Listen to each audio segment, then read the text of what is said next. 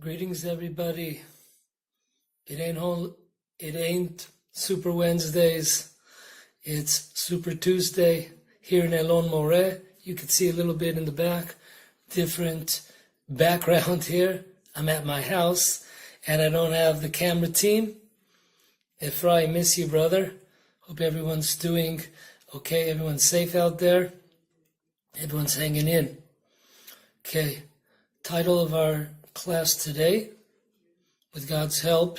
None of this was planned, but you gotta roll with the punches. So I hope to have two classes.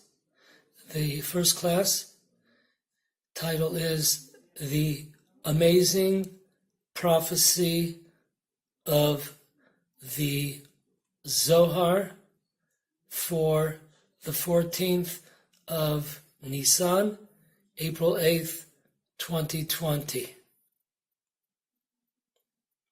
Okay.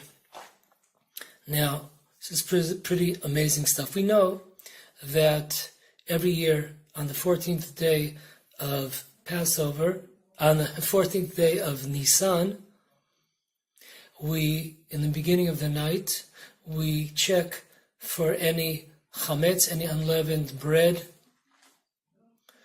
or the like. And then in the morning of the 14th of Nissan, this year it comes out April 8th, we burn our Chametz, our unleavened bread, anything left in the house. And then we have as we burn the Chametz, we have a special prayer that we say. And listen closely to some of the words of this prayer, which can be found in most prayer books. May it be your will, O God, that just like I am burning my chametz from my quarters, from my home, may you too destroy all the evil doings from the world. And also, may you cleanse our inclination, our evil inclination. And may all the wickedness of the world, like a cloud, come to an end, and may you remove the impure government, kingdom, from the land. Just like you destroyed the Egyptians this time of year, 3,400 years ago, so too in our times. Now, when it mentions the evil ruling class government, who is it talking about? We might think many evil regimes today that exist. And when we say evil, we don't necessarily mean people like Chinese or in Middle Eastern countries, though they of course are evil. But there's also many cultures that go against the laws of the Torah, go against the laws of the 7 laws of Noah. So, who else are we talking about? So it's an amazing thing. The Zohar writes in Tikkunei Zohar 21st, on page 50, side B. He says the following, the Zohar: we know that there are supposed to be 72 righteous people in the land of Israel who protect not only Israel but the entire world. However, there's a verse in the prophet Hosea 10:2, he writes that their hearts have split. And the Zohar said, what does it mean that the hearts have split? He says now, because of a certain element of the Jewish people, there are no longer 72 righteous people in the land of Israel that protect. Now it's split into two. There are 36 in the land of Israel and 36 outside the land of Israel. What caused the split? And then it says, very interesting, the Erev Rav, the multitudes, when the Jewish people left the land of Egypt, there were 2 or 3 times the amount of nations than there were Jews. Amazing thing. There were like 8-9 million converts that came. But of course their conversion was not serious, as it's easy to jump on the bandwagon when you see everything's going the way for the Jewish people, 10 plagues, you don't have to be a New England Patriot fan. It doesn't take a lot of guts. When you're winning, a lot of people jump on that bandwagon. So this is an amazing thing. And then it says that there is a secret here. This is based on the verse in Genesis. It says in Genesis chapter 1, verse 6, it says that God divided the water in the world. Half of it went above to the heavens, and half below, stayed below. So too says the Zohar, that in the end of days, there will be a division, a separation between the Jews and the Erev Rav, these multitudes who've caused all the problems. From the time where the golden calf, who was responsible for doing the golden calf? That was the multitudes. And if you look throughout the time of the Jews spent in the desert, there's always the multitudes, the nations behind that. So they will be destroyed. There will be a separation once again. Today they're amongst us, but on that day there will be a separation. And when is that? Amazing thing. The Zohar goes on to say that this time will occur on the 14th. On the 14th day of the first month, the Jewish month of Nissan. This year it turns out to be April 8th, 2020. And amazing thing, when people ask you how many days are there of Passover, most people say 7. Not exact, because the Zohar writes here, very interesting, that there will be another Passover.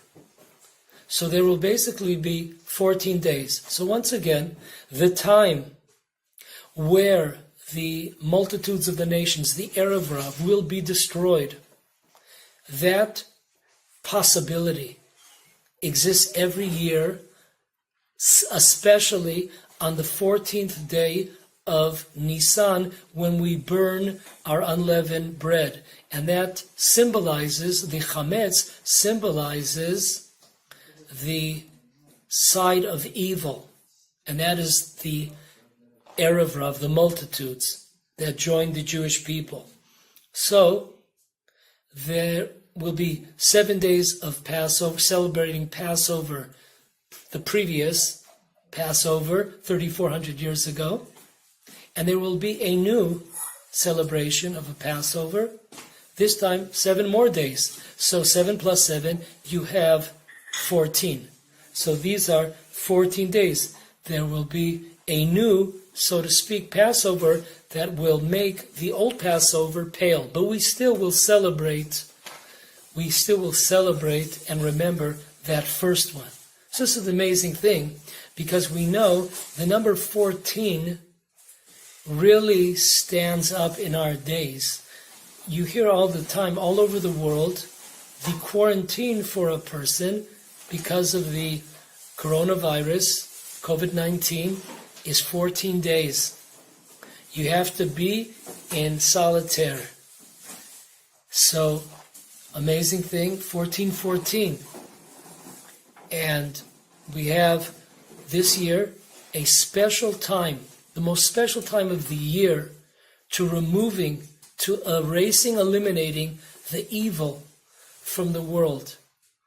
The evil within ourselves, the evil of nations, of regimes, and the evil of the Erev of those multitude nations. But the beat goes on. The beat goes on. We are told in the tractate of Ta'anit, page 29, side A, it is said there, Mishenichnas Adar marbim b'simcha, when we enter the month of Adar, which was a month ago, marbim b'simcha, we increase happiness. Rashi comes up with an amazing statement. What does Rashi say? When we enter the month of Adar, we increase our happiness. Rashi says, these are the days of Adar, 30 days of Adar, and 30 days of Nissan, where tremendous miracles occurred for the Jewish people. An amazing Rashi. Rashi sees that basically Siamese twins are Adar and Nissan, a time for miracles. And if we look closer, a time of redemption. During the time of Purim, the Jewish people were redeemed. They were about to be annihilated by Haman and his ilk. In the time of Passover, we have the redemption, of course, from Egypt after 210 years of being enslaved in Egypt. So listen to this. It's written that in many books, I'm reading right now from the halachic book, Nitai Gavriel. It's a very big Talmid Chacham in New York. And he has books on each of the holidays, law. And here's what he writes. An amazing thing. He says, in the war that King Saul fought, the first war against Amalek, the arch enemy of the Jewish people. When was it? Most of us don't know when that was. So now, tremendous secret here. When was that war? So he writes that the war took place on the 14th day of Nisan. How do we know? Because it says that King Saul, when he wanted to count the Jewish soldiers, we know that Jews cannot be counted. So you have to use some different medium in order to get a number, coins or collateral, and then you count the coins or the collateral, and then you know how many Jews, how many soldiers you have. So what did he use? He used goats. That's pretty unusual to use a goat. So if you look in Yonatan ben Uziel, who was a tremendous righteous sage, one of the Tanaim, one of the early times of the Talmud, he explains there that what does it mean that he sent them goats? It means that that each Jew gave a piece of the Passover sacrifice. And then King Saul knew how many people, how many soldiers were present. So this is an amazing thing. We see that the ideal time during the entire year of the downfall of Amalek is once again, we see on the 14th of Nissan, which is April 8th, 2020, this year, their downfall. So, we see that the next idea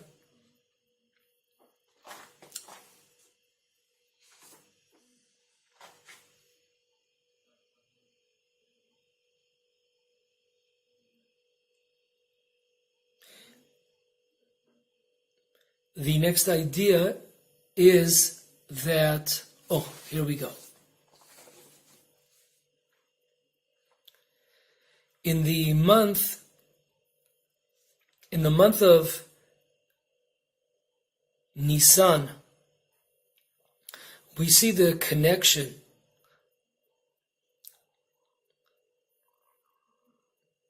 that Moses tells the Jewish people, this month is your month. This month of Nisan, it's the first month, and it's your month. Chodesh hazeh lachem. This is your month. What does that mean? So it says that means that it will always be, this month of Nisan is always the best month for the Jewish people. Because the word Nisan comes from the word miracles, Nisim. And listen to this. And therefore, God made it that Haman, the wicked, when he drew lots to see when he was going to kill the Jewish people, that took place in the month of Nisan, the best month for the Jewish people. According to Rashi, the two best months for the Jewish people are Adar and Nissan. So he draws lots on Nissan, and he falls. He's killed himself in Nisan. He's hanged in the month of Nisan.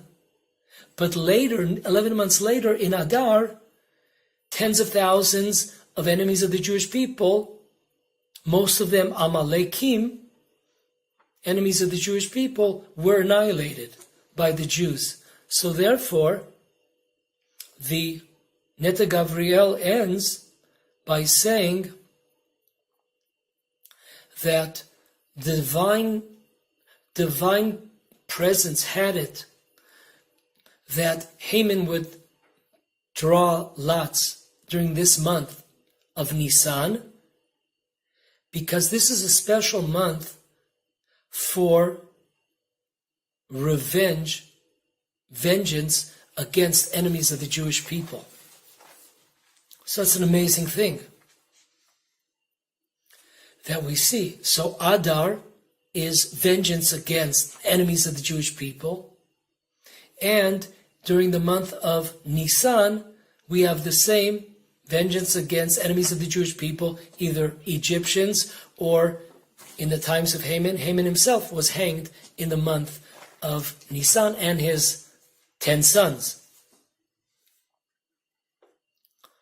So we're beginning to understand the connection between Adar and Nisan, and what Rashi is saying, that these are great times for miracles, redemption, and revenge against the enemies of the Jewish people, including Amalek, including evil regimes, including the Erev Rav, amongst the Jewish people, the multitudes.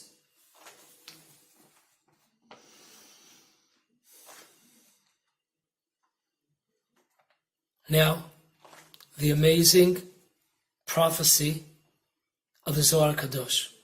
Zohar Kadosh, written in Parshat Pinchas, on page 249, side A, some editions at side B.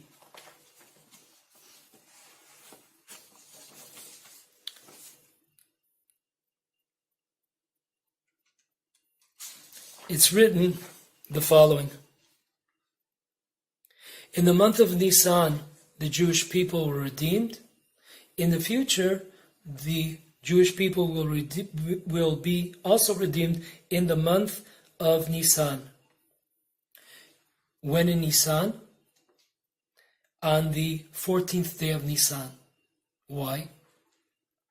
Because it says in the book of Exodus at the end, the final verse of the portion of Beshalach, Ki yad al kes yah.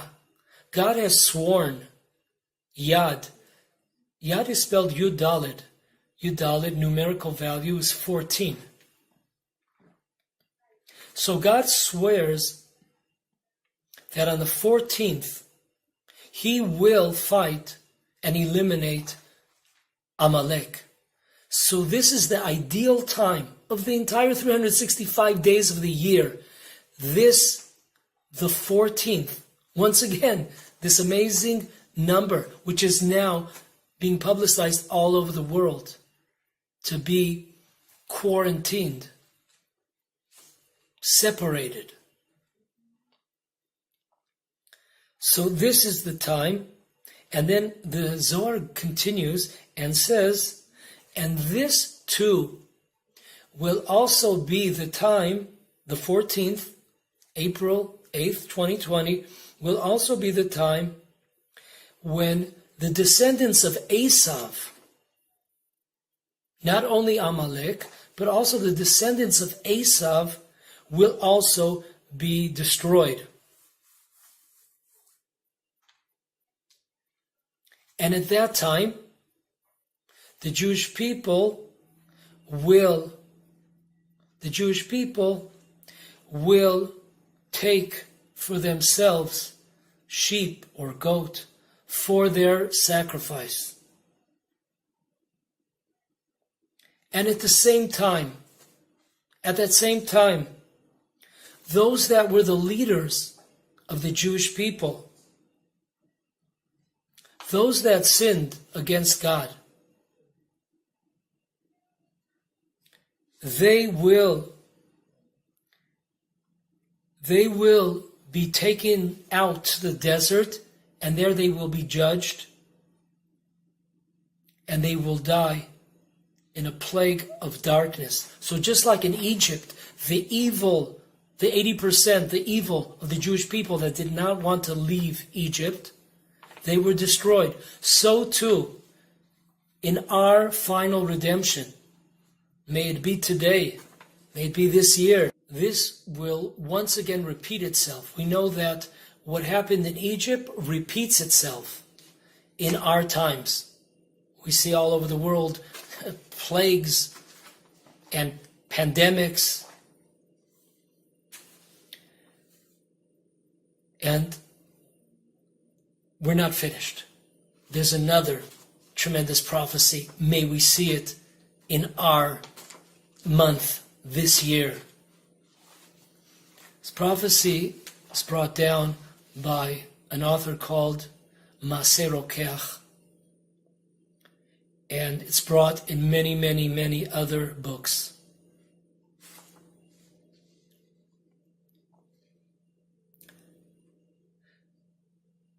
The author of Maseh Rokeach, he writes on the tractate of Psachim. He writes there that the war against Amalek, enemies of the Jewish people, will be on the 14th of Nisan. The building of the Beit HaMikdash, the third Beit HaMikdash, there is a Kabbalah that we have received from generation to generation, that the third temple will be built on the 15th day of Nisan, which is Passover. And then the celebration, the 7-day celebration, the Chanukot HaBayit, will take place from the 23rd, a day after Passover, the 22nd, from the 22nd to the end of the month. So once again, we have on the 14th we have the destruction, just like previously. Previously in Egypt, the 14th was the destruction of the Egyptian firstborn. So too, in King Saul's time with Samuel the prophet, the first war against Amalek in the land of Israel, that was on the 14th day of Nisan.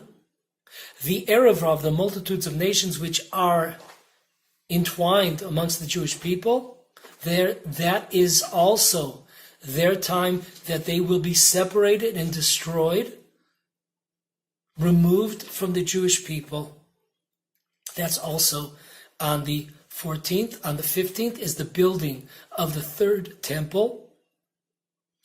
And immediately after Passover, because it says in the Talmud that we don't mix up celebrations, so we still give Passover its limelight, its stardom, and then right afterwards, on the 22nd, to the end of the month for 7 days, there will be the dedication ceremony for 7 days, the Chanukat Habayit. Now, this amazingly is brought down by the Chatam Sofer. Chatam Sofer was asked in his work Orach Chaim, on Orach Chaim 103. He was asked if a person is allowed to fast in the month of Nisan. We know, generally speaking, a person is not allowed to fast in the month of Nisan.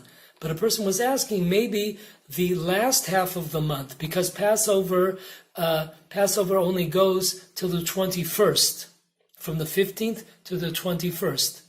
So maybe for the last 8 or 9 days of Nisan, we could fast. So then Chatam Sofer brings down this famous Maser Rokeach in the Tractate of Psachim, who says that we have a tradition that the Beit HaMikdash will be built on the 15th day of Nisan, and then we'll have the 7 days later on, we'll have the 7 days. So the entire month is a month of tremendous joy. So therefore, to keep the fast for a different time. So this is tremendously exciting. This is really amazing. And the 14 days of the quarantine in our times where we hear all over the world, and when we see what is going on in the world, we spoke in our previous videos about regimes that are evil because they are atheists, they don't believe in God, or evil because they try to annihilate the Jewish people, like in Iran, atheists like China, South Korea, or Avodah Zarah, idol worshipping in Italy, the Vatican, and of course what the Christians have done for 2,000 years against the Jewish people. And all coming together we see the collapse of the entire structure of the world as we knew it. It depends on us, folks, because this is not what I'm reading you. It's new for us, but it's been in the books for thousands of years. But we see that so many times we could have been redeemed, but we messed up. We messed up. And we did not merit, so we lost those opportunities. It wasn't like the words of the Torah, God forbid, were not true, or the rabbis telling us that there are special times for redemption.